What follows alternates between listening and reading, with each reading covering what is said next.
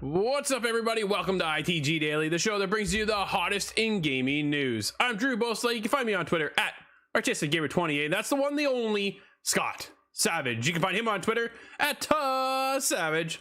Scott, welcome back to the technical delayed show for today. Thanks, everybody, for hitting us up on Twitch, letting us know about that. We are back. Scott, what's going on, man? Oh, it's funny. The way we say that internally is welcome to Inside the Game. That's right. Yes, it's very much a thing here. That's what we do. Yeah, you know, sometimes things just aren't meant to go smooth, but we tend to put out a show somehow, one way or another.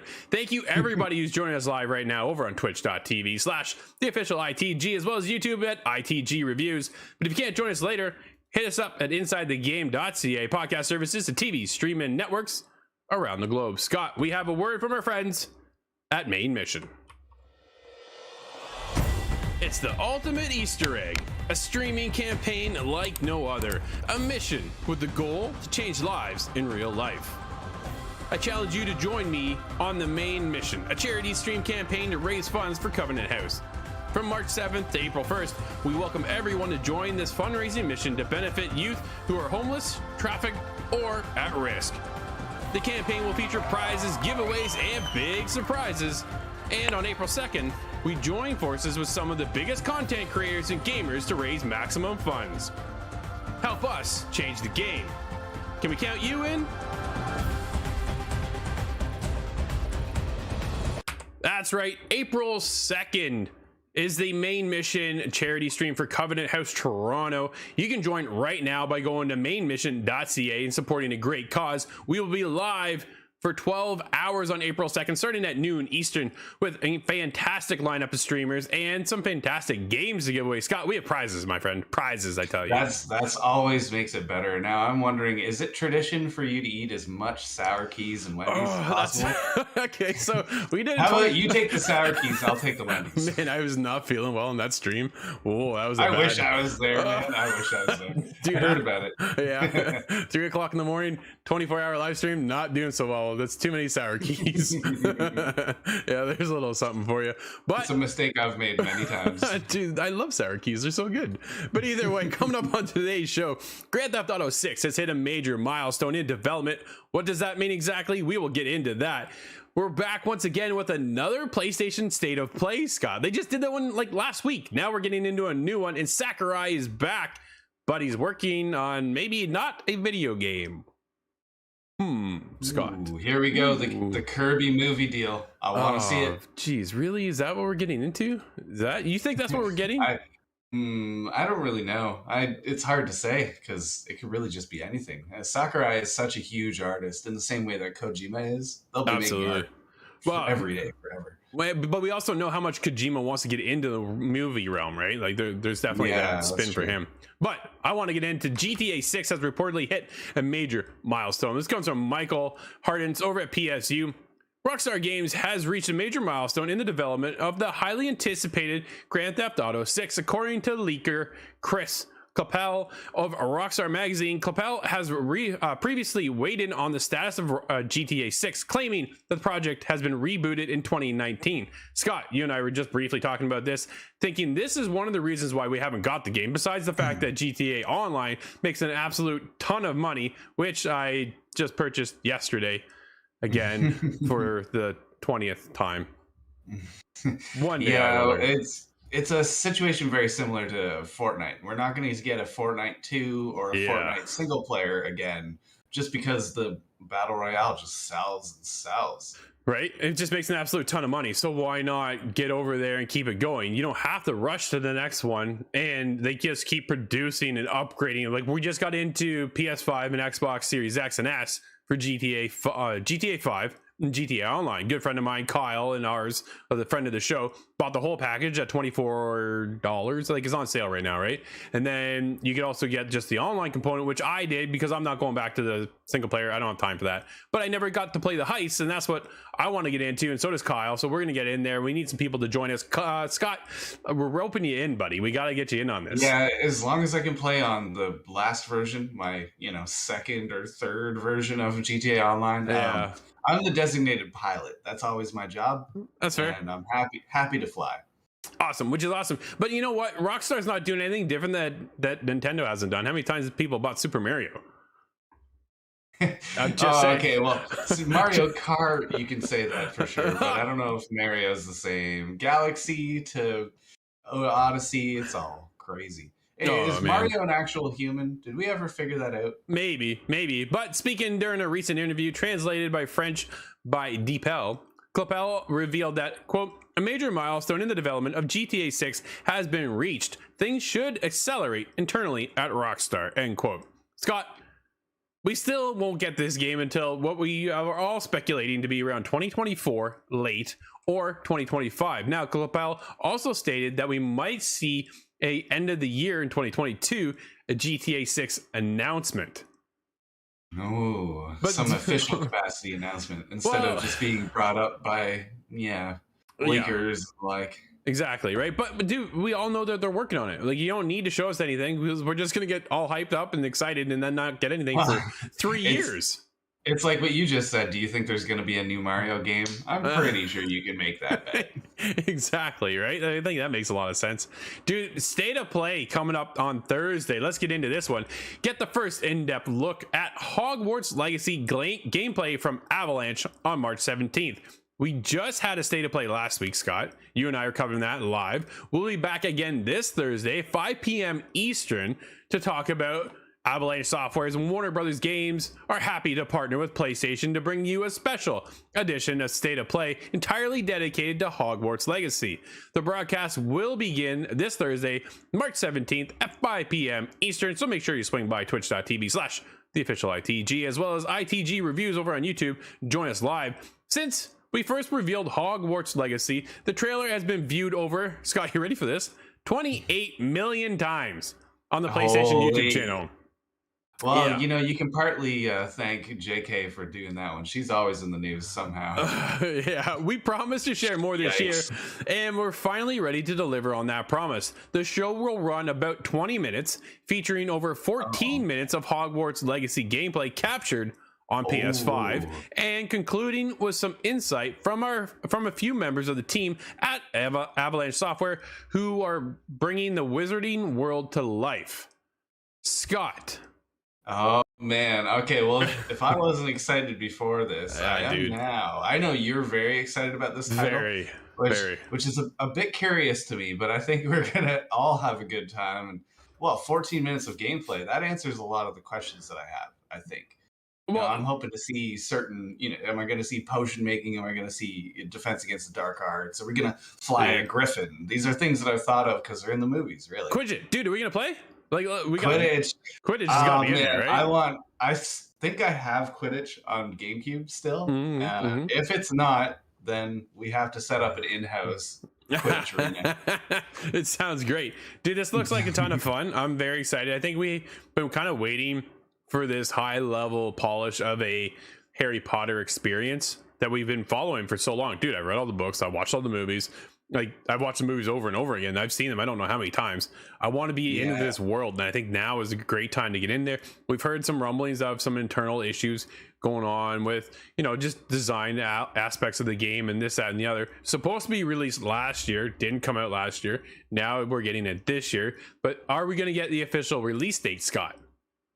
That's exciting. I think that might be part of it because it's right? such a focus for the state of play just to be only one project. I think Yes. they'll certainly be tempted to release a little bit more information. So I hope we get some sort of a date or a window even, because I don't know Right. if we have a release window because it's been moved a couple times now. Yeah, all we've seen is that it's coming 2022 and nothing past that, right? So we're kind of questioning, when is that? Are we looking at a holiday season? Are we looking at summertime?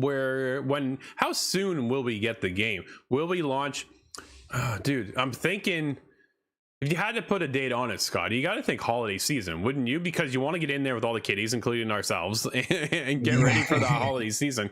And I think it's going to be a standout game for certain individuals that will want to be. Man, all of a sudden, mom and dad go to the shop, right? They walk into their local Walmart or whatever, and new Harry Potter game. Pick that up for Jimmy and give it to him for Christmas or something along that line. You know what I mean? It's funny because I'm right in the middle of those two groups, but I'm the target audience for Harry Potter. I'm the same age as Harry Potter.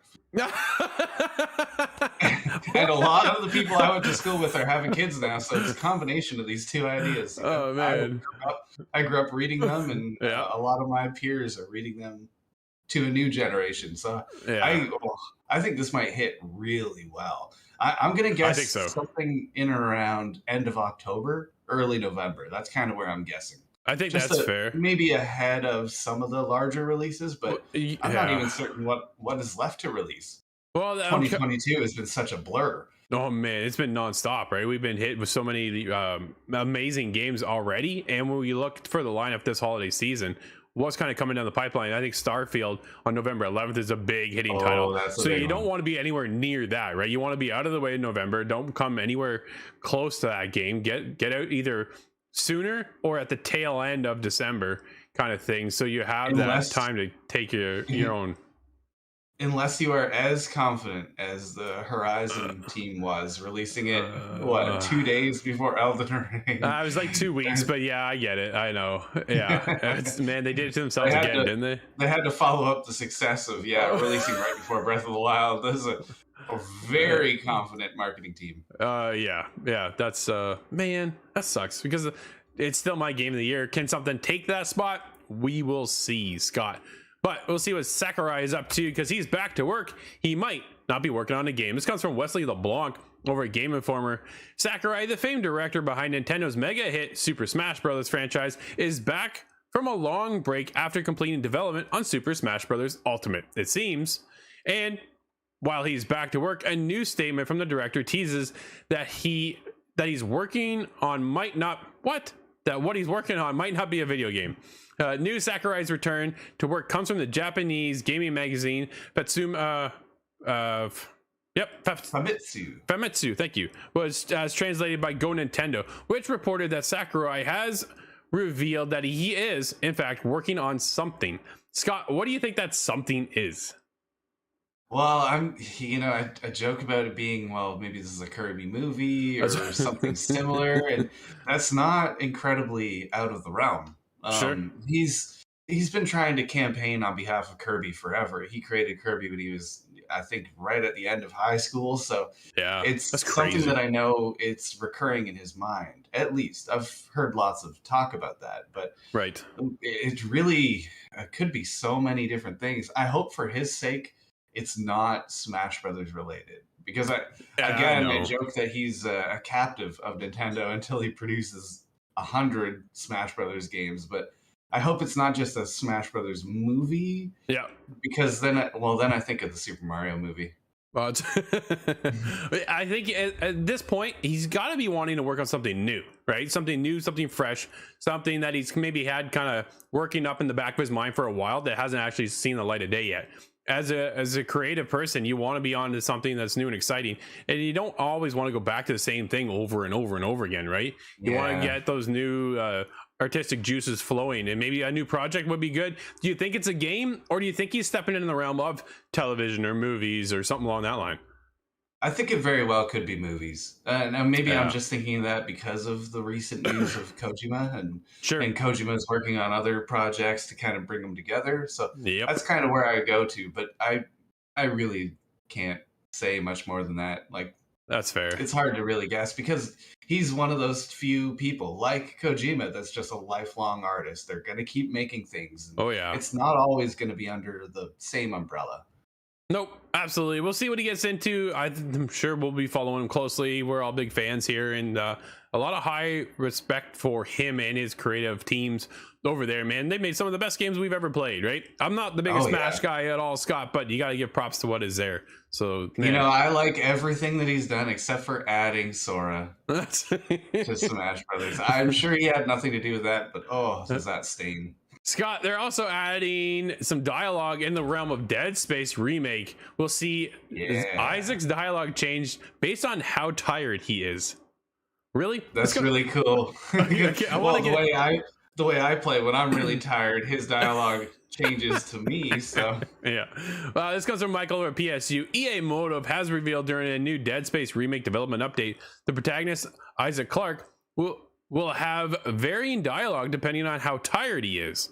It's part of a new system known as Alive, which stands for Adrenaline Limbic System Response, Intelligent Dialogue, Vitals, and Exertion. Oh my goodness. We'll just go with Alive. The biggest acronym I've ever seen. According to the studio, it will encompass, quote, all components of Isaac's breathing and heart rate, vocal extrusion, and dialogue influenced by a variety of driving gameplay features, end quote. Scott, these are remake changes that are what pushes the game to that next level, right? It's not a big drastic change, but it's a nice little touch that it will be enough to tweak and go, man, that's a cool upgrade feature. I really appreciate that. Oh yeah, well, and this game is very fear-based too. So when you're going through the game, you're breathing differently, your heart rate's changing. I don't think there's a person out there that doesn't get affected by that game, whether it's you or I. And I'm farther the expert, so I'm actually excited to see because this character is reflecting some of what I'm going through here. Well, the character behind me is still getting scared. Well, the thing is, you want to get, when you're playing, right, you get it so immersed into these games, you want to see that impact change on the character itself. You want to feel like you are that character sometimes. In a game like a horror game, dude, your heart's already pounding, right? So if you can hear the impact that it portrays on your protagonist, as well as then kind of relay that in the back of your mind to yourself, it really takes that to that next level, right? And I think that's those subtle touches that you're going to really do that. Deepens the immersion a lot because you can see just this person has a little bit of a personal touch. Isaac is, afraid of certain things or his heart rate going. And that reminds me of The Division. And you brought this up last when you walked by and touched the car door and everybody lost their mind. It was hilarious, wasn't it? Yeah. Oh, I was one of those too. Well, it's one of those things, right? You're like, it's the small touches that can really stand out and impact the experience of the game. In that Division trailer, everybody lost their mind as the guy's hugged up against the car as he's getting sprayed by the enemy, and as he goes by, his hand comes up and just closes the door, and everybody is like, whoa. Like simple things, Scott, but the fact that you can hear Isaac's his breathing change, his heart rate will increase or decrease, that kind of thing, dude, everybody's gonna be in for a heck of a game there. It's just not for me. There's certain story elements I'm waiting for to see if maybe he's just completely cold, no reaction. There's a lot of little subtle things in the game. I don't want to give it away to you because I'm gonna make you watch my gameplay, my playthrough or something. That's fair. You get the edit on that one. How about that? No, not a chance. Dude, let's get into some accessibility awards. This is the every winner from the 2021 Scott Video Game Accessibility Awards from Wesley LeBlanc. Okay, some of the winners, this is really cool. The second annual Video Game Accessibility Awards happened just the other night on March 13th, and it saw many studios take home awards for their accessibility efforts in gaming in 2021. Super cool, right? I really like this. It really opens up gaming because gaming is meant for everybody. So not all of us are able to play the games that we do or in certain ways. So some people have challenges that can be overcome by accessibility options. So I just want something. Yeah, there's one of these in particular. I want to hit it off here because this is something that's become very apparent in my life for an unfortunate circumstance, but it happens with a lot of people. And the clear text award. Okay, you might not think about this in terms of accessibility, but it's just as valid as a controller, in my opinion. Nope, for An sure. award for games that feature accessible options for reading on-screen text. A lot of the time that could be text to speech. It's just spoken out loud for you. A lot of the times it's just a cleaned up user interface. And that's something that I really wish Elden Ring had focused on a little bit more. Oh, that's fair. There are a couple other highlights too I want to talk about, Scott. The Second Channel Award. An award for games that feature design around having a second or a different way to get information they need to progress. That winner goes to IDOS Montreal and Square Enix for Marvel's Guardians of the Galaxy. From there, there's also a couple others. We have Far Cry 6 in here with Improved Precision Award, which I thought was kind of neat.